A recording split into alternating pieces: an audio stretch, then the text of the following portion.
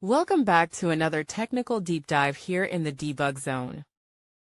Today we're tackling a big question and breaking it down with insights from other users. Hopefully this clears up some misconceptions and helps you get the answer you need.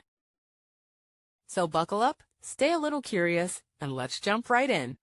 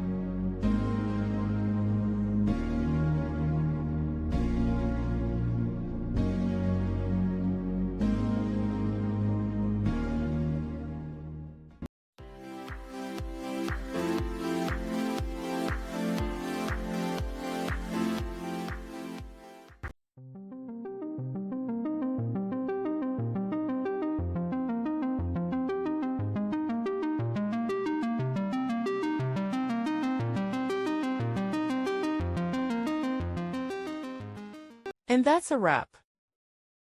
I hope you found the answer you were looking for. If you did, take a second to hit that subscribe button. It really helps out. And let me know in the comments which solution worked best for you. See you next time in the Debug Zone.